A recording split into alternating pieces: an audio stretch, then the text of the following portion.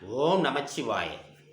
சிகேன் matrimony திருமண தகவல் மையம் நீண்ட இடைவெளிக்கு பிறகு இன்று நேயர்களின் வேண்டுகோளுக்கு இணங்க நாம் இந்த பதிவினை வழங்குகிறோம் என்பதில் பெருமகிழ்ச்சி அடைகிறோம்.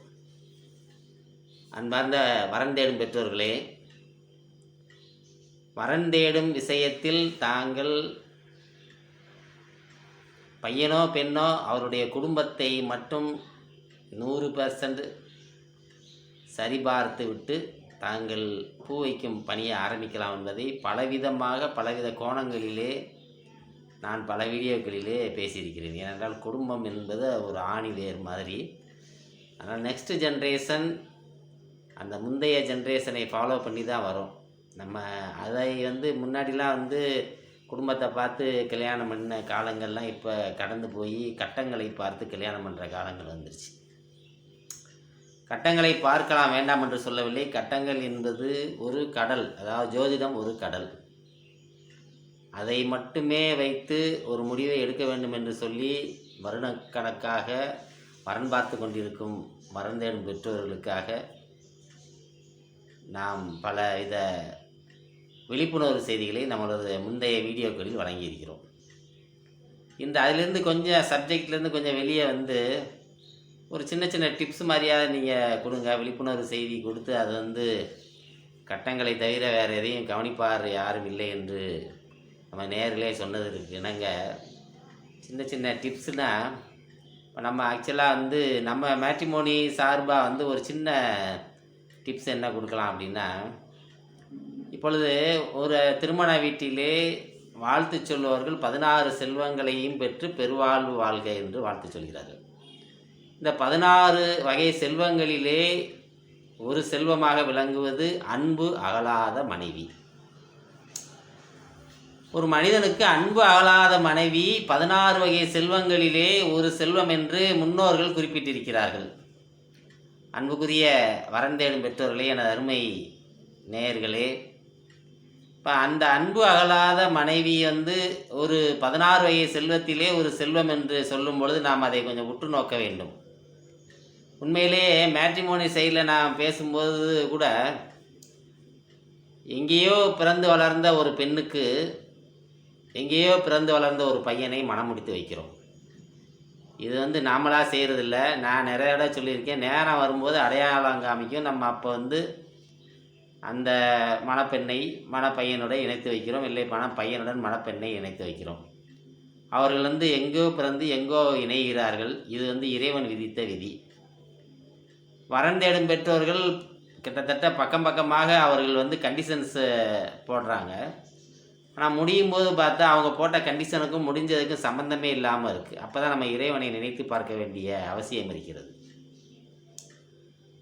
அதாவது இறைவன் முடித்து வைத்ததை நாம் அந்த நேரம் வரும்போது ஓகே சொல்லி நம்ம எக்ஸிக்யூஷன் என்று சொல்லுவோம்னா அந்த எக்ஸிக்யூட் பண்ணி வைக்கிறோம். முடிந்த அளவிற்கு நாம் போடக்கூடிய கண்டிஷன்ஸ்லாம் அங்கே வித்ரா பண்ணப்படுகிறது என்பதை அனைவரும் நன்கு அறிவர். அப்போ அன்பு அகலாத மனைவி என்பது இன்றைய டாபிக். அந்த அன்பு அகலாத மனைவியை நாம் இன்று தேர்வு செய்து நம்முடன் இணைத்து 16 வகை செல்வங்களிலே அந்த ஒரு செல்வம் நம்மோடு இன்று இணைந்து விட்டது. அப்போ இந்த அன்பு அகலாத மனைவி என்று சொல்லக்கூடிய இந்த செல்வம் என்று எப்படி சொல்வது என்று சொன்னால், ஒரு மனிதனுடைய மன நிம்மதி என்பது அவனுடைய மனைவியின் அன்பில்தான் இருக்கிறது என்பதை ஆண்டு அனுபவித்த ஆண் மக்கள், அதாவது வயோதிக பெருமக்கள் நன்கு ஆமோதித்து கொள்வார்கள் இந்த கருத்தை.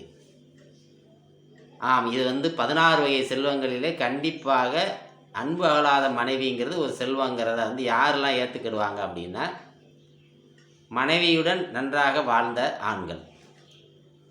ஏன் அது அன்பு அகலாத மனைவி 16 வகை செல்வங்களிலே ஒரு செல்வம் என்று சொல்கிறோம் என்று சொன்னால், இந்த மனைவி என்பவள் தனது கணவனை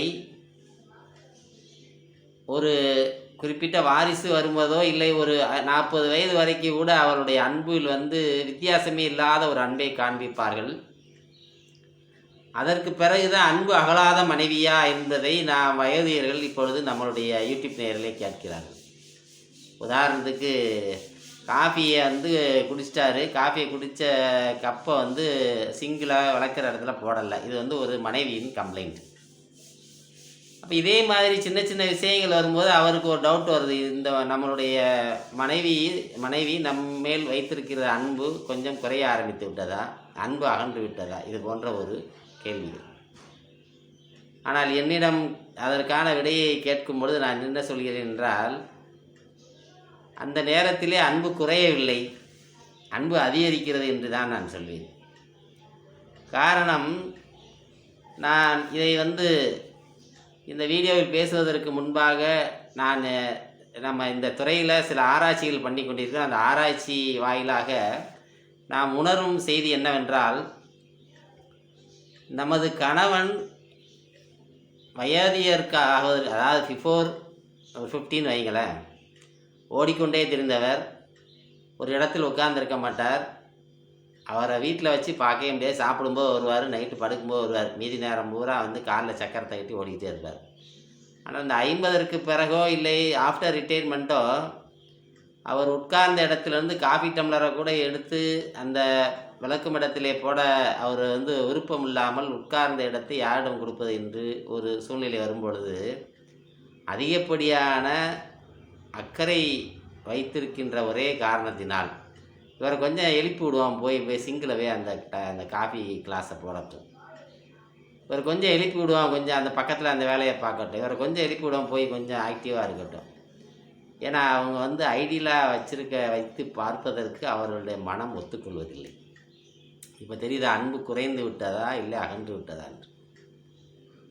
அப்போ அவங்க வந்து ஆக்டிவாக வச்சுருக்கணும். ஒரு உட்காந்துட்டாருன்னா இது வந்து கண்டினியூ பண்ண விட்டோம்னா, ஏதோ ஒரு அந்த விட்டோம்னான்னு கேட்குற கேள்வி எல்லாம் அவங்களுடைய கேள்விகள் கொஸ்டின்ஸ் வந்து வால் மாதிரி நீண்டுக்கிட்டே தான் போகும்.